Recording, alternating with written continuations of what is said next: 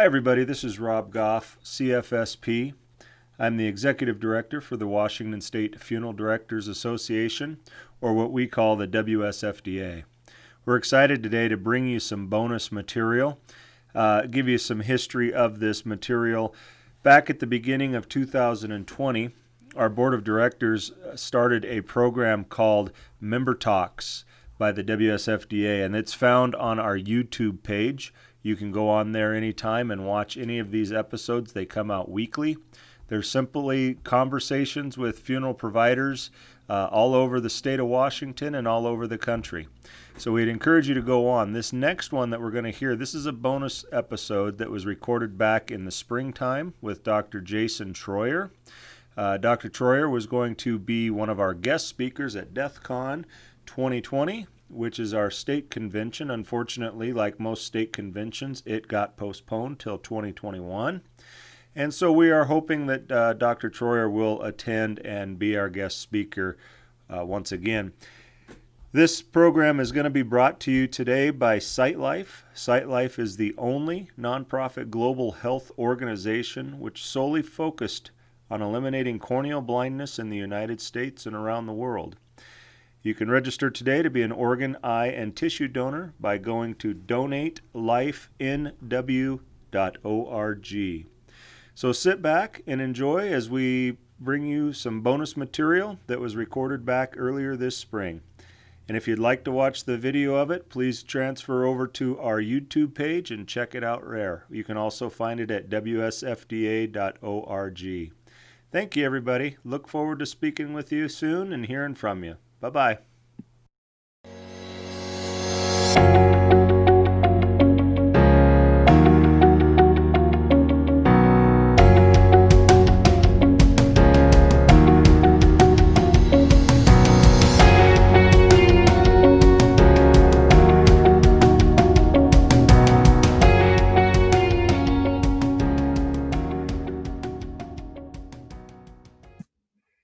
Hey, good morning, everybody. This is Rob. It's another 5-minute member talk.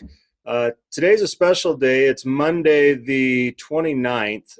We're just coming off a brand new announcement from the Department of Licensing in the state of Washington regarding funerals and what we can and can't do with funerals. We'll get into that in a little bit, but first I want to introduce our very special guest. Today we're with Dr. Jason Troyer. Hi, Jason. How you doing today? Hey, doing great. Doing great. Thanks so much for having me on. You bet. So Dr. Troyer, or Jason, he's a PhD. He has a couple of websites. One, though, is called jasontroyer.com, and he works with grief. He's done a number of different things. He does have these booklets out called Grief Steps that are available. You can get these actual 4 are exclusive to a program called aftercare.com. And this is, of course, is not a commercial for either, but if you're interested in some great information, look up aftercare.com. These guys do a wonderful job. But in that packet that you'll receive are these 4 booklets called Grief Steps. The first step in healing after a loss, surviving holidays after a loss, remembering the loved one lives on, and grieving a year later. 4 very great topics. But we wanted Dr. Troyer to come on today to talk with us a little bit about grief and COVID and where we're at in this ever-changing, ever-evolving, ever-fluid world that we've been in for the last 3 or 4 weeks. Jason, I hear a lot of questions from people all the time. I've had multiple phone calls about this. When a person dies, usually family tries to be with them at their death or close by.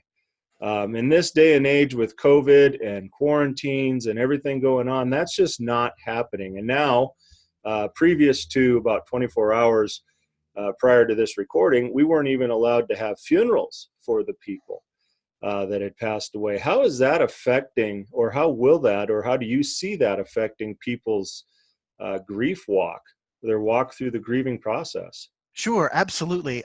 Without question, I mean, the simple answer is it really is going to make it more difficult. We see that in situations when when we're not in a crisis situation and people can't be there for the services. We certainly see that in situations where a loved one's body can't be recovered and those sorts of situations. So anytime we're having grief without being able to be present with the deceased, without being able to be around other people who can show support, it's going to make it more difficult, without question. I think, and I know that it's one of those things that funeral professionals see on a daily basis, and they're like, I bet that's true. I haven't seen the scientific study that would say it, but it is true. It is true.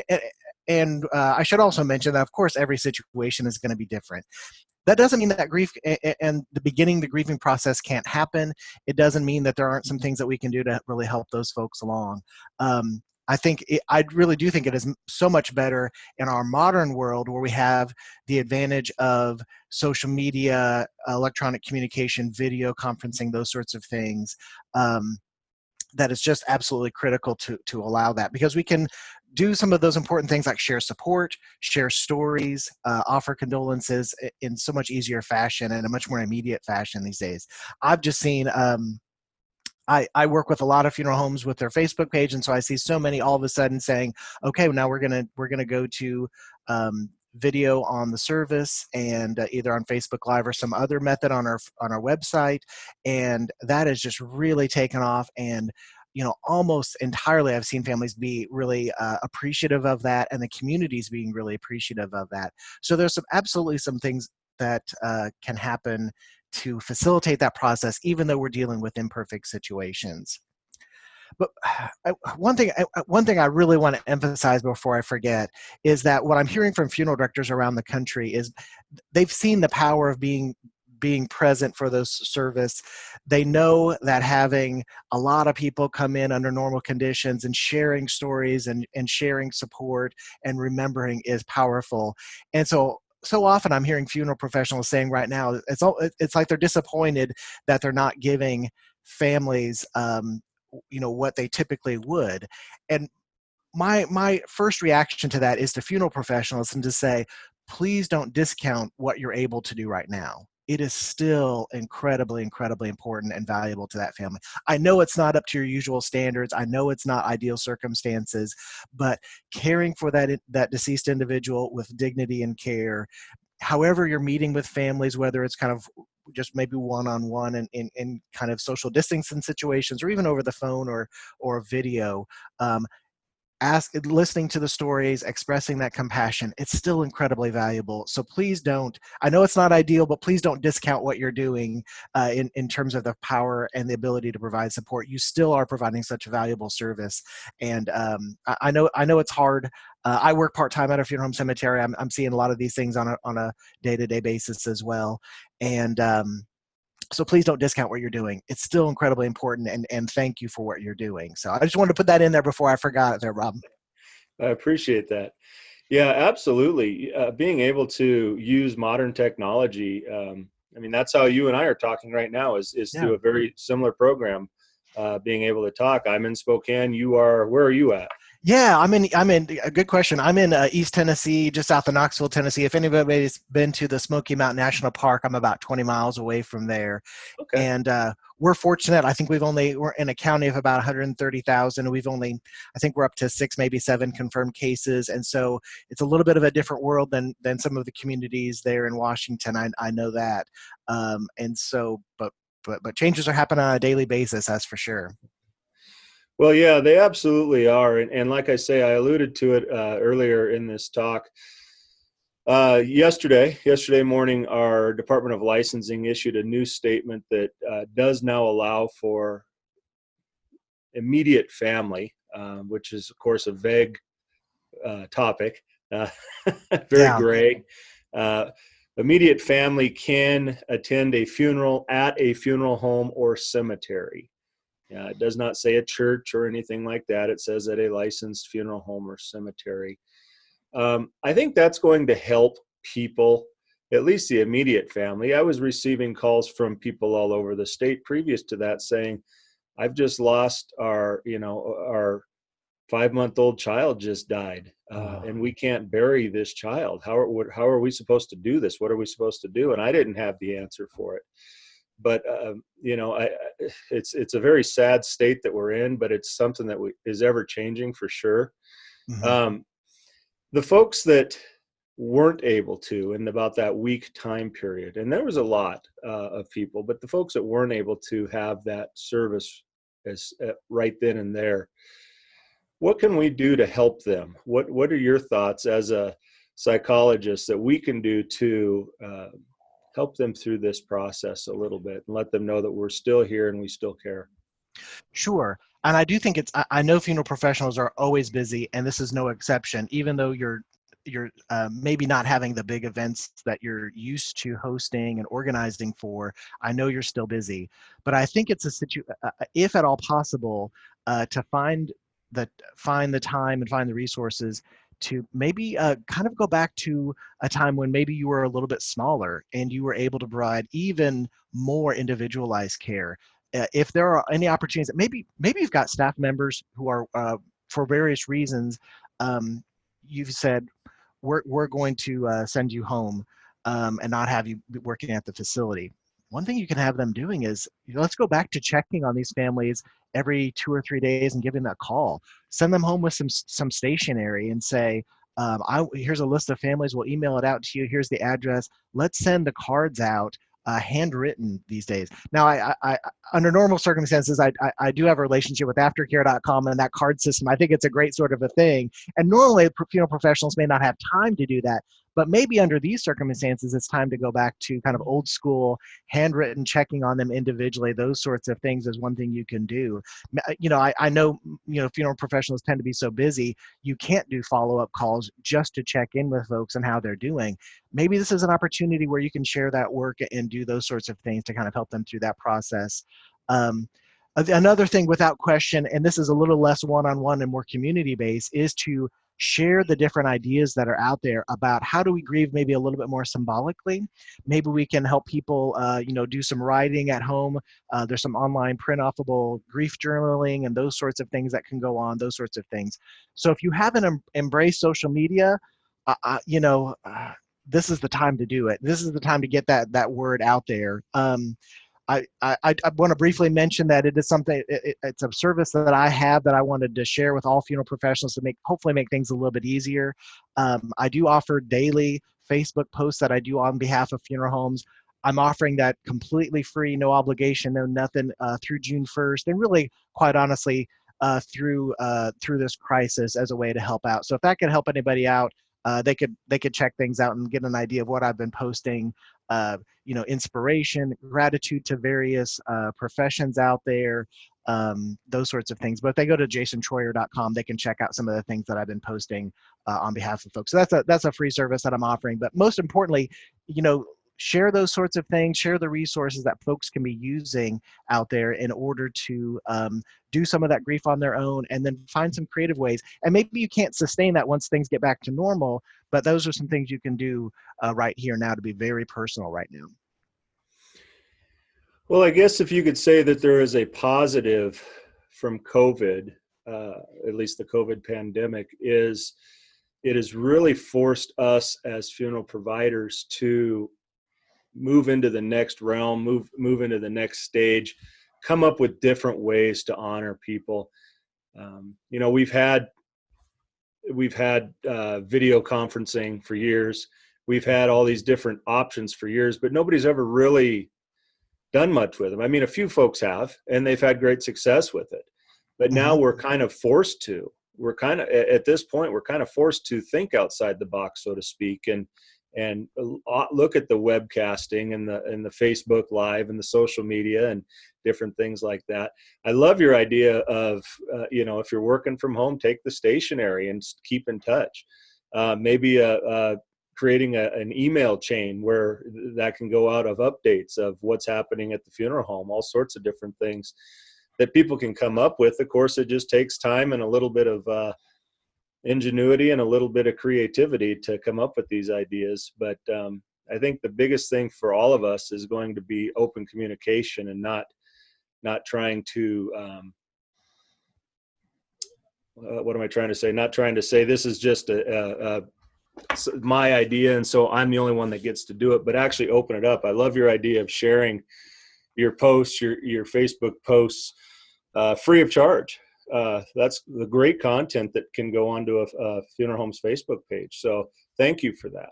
Sure, Thank you I for that. appreciate that. Yeah, and I think you're exactly right. I think this has, I think some funeral homes, many funeral homes, maybe the majority of them, have been little bit hesitant to embrace some of that technology. It's like, okay, putting a funeral service on Facebook or broadcasting it on the web some way. What are people going to say about that? And now it's kind of forced us to, like, if we're going to share that, that's about the only way we can do that to a large number of people, and so it creates that excuse to give it a try.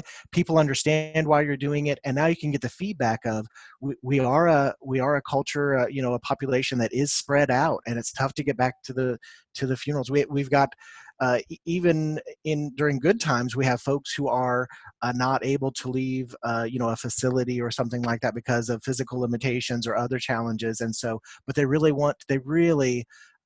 get a lot out of seeing the service, hearing the music, hearing the words. And so it'll be really interesting to see how many how many funeral homes decide to stick with some of these changes, and certainly make some modifications, but at least make it an option now that they've pulled the band-aid off and given it a shot and gotten some feedback from their local community about that.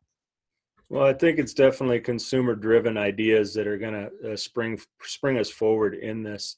For the years I've watched families set up an iPad or an iPhone somewhere, or just any kind of phone, in the back of the chapel, because cousin Charlie couldn't make it from Pennsylvania, and this was going direct to cousin Charlie to be there. And what a great idea! Now you can open it up though to the community, and it doesn't cost a lot. It sometimes it's even free. So Yeah. great way to get that information out there. Jason, you're going to be at our DEF CON 2020 this August, hopefully. Uh, Yes. as of right now, we have not postponed our convention, but we're going to have you out as one of our guest speakers. And so we're excited to have you come out and be a part of it. Have you been out into Washington before, or is this a first trip for you? It really is a first trip. I'm originally from Iowa and been in Tennessee for about 15 years, and I think I've been a lot more places east of the Mississippi, but I haven't made it all the way out to Washington yet. I'm really excited about coming. I know it's a beautiful state filled with great people, and so I'm really excited about making the trip out there. Good. Well, we're excited to have you. We're excited to bring you out. I know I had the fortunate pleasure to hear your topic already back in Chicago this last October, I guess it was, at NFDA, and Mm-hmm. great presentation, great topic, and I'm happy to be able to facilitate or help facilitate sharing that with the rest of our state out here. So thank you for agreeing to come out and be with us.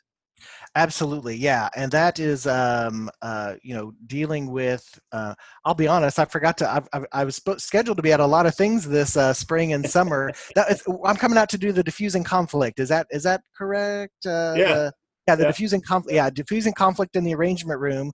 yeah. And what I'm doing is going to be doing is taking lessons from. I am trained as a counseling psychologist, and taking some of those lessons from family therapy and working one-on-one with folks, and what are some things we can translate into the arrangement conference, but also other funeral home based situations where conflict is coming up. And unfortunately, I hear that everywhere. I was actually able to give a presentation over in England, and they're dealing with the same things. Even of, families are more likely to fight and have disagreements throughout that process. So what are some things we can do to reduce that, kind of nip that in the bud a little bit, and some strategies? There are, spoiler alert, there's no magic wand.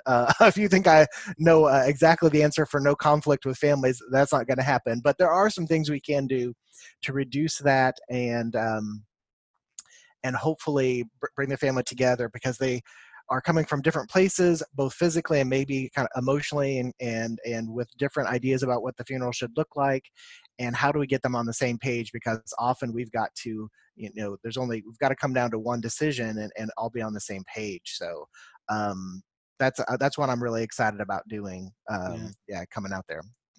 Well, I've shared that with our committee that's the advisement committee or the procurement committee even to put this convention on. And our theme this year is a life well celebrated. And I think that's going to go a long way in celebrating lives.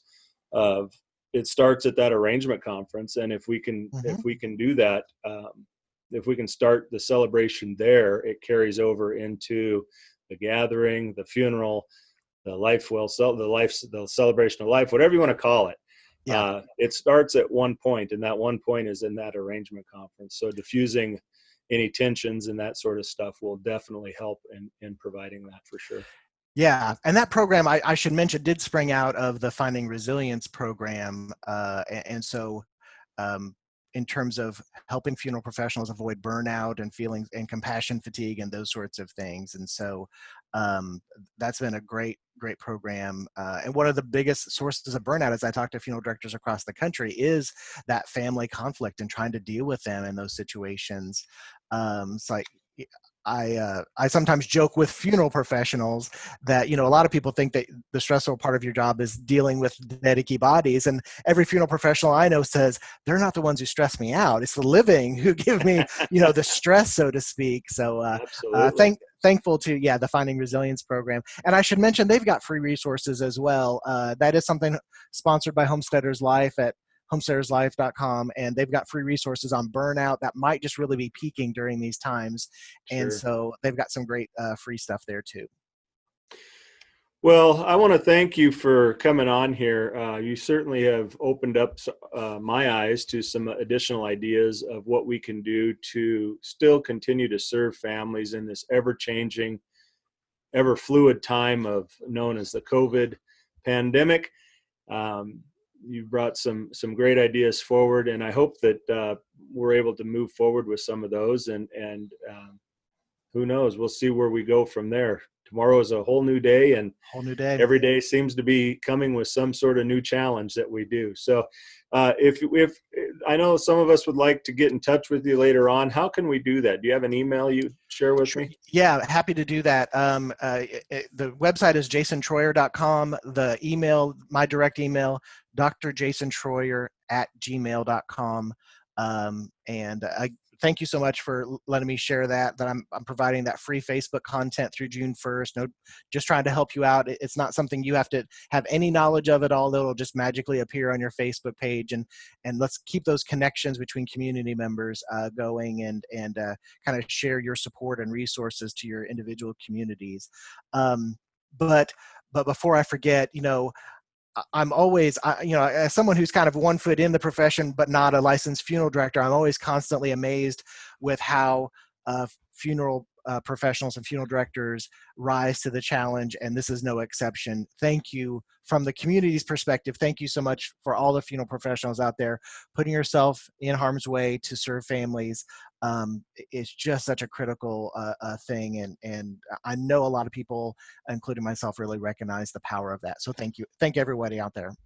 Well, thank you. And just one more time, if you're interested in seeing these booklets, these 4 booklets are exclusive to aftercare.com. Again, this is something I have not talked with aftercare.com, Ellery Bowker, but I'm sure that he wouldn't mind if I plug his product here. It is a great and wonderful product for families. Yeah. But in the packet that you get are these 4 booklets that are just wonderful booklets that you've actually written.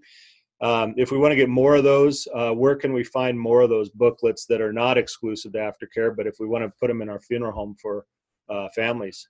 Sure. The booklets that you're showing there are part of the Aftercare system. So they come along with 4 different cards. And so you can see examples of those at aftercare.com. And Ellery Bowker is the head man over there. He does a great job, and really proud to be affiliated with him. And if there are some booklets, if you're not interested in that sort of system, I do have some longer booklets that are along the same lines, and they can see examples of those at jasontroyer.com. So the couple of different options there. Excellent. And I believe aftercare.com does have a trial as well. So check out their website to look. If you just want to kind of dip your toe in the water, I think they've got a trial you can do as well. Good. Well, again, Dr. Jason Troyer, it's been a real pleasure. I had the opportunity, like I said, and absolutely enjoyed talking with you back in Chicago. I've enjoyed my time with you here, and looking forward to seeing you here in a few months in August. Really excited about it. It's going to be a lot of fun, and we're happy to have you come out. So thanks for being with us today. Thank you so much. Thank you. Take care. All right. Thank you, everybody, for joining us for this bonus content episode with Dr. Jason Schroyer on Member Talks by Washington State Funeral Directors Association. We also want to thank our sponsor, SightLife. If you'd like to learn more about SightLife and the 12.7 million people living with corneal blindness, please visit them at sightlife.org. We'd also like to give a shout out to bensound.com for providing us with royalty-free music for our episode. Again, thank you, and we'll see you next time. Bye, everybody.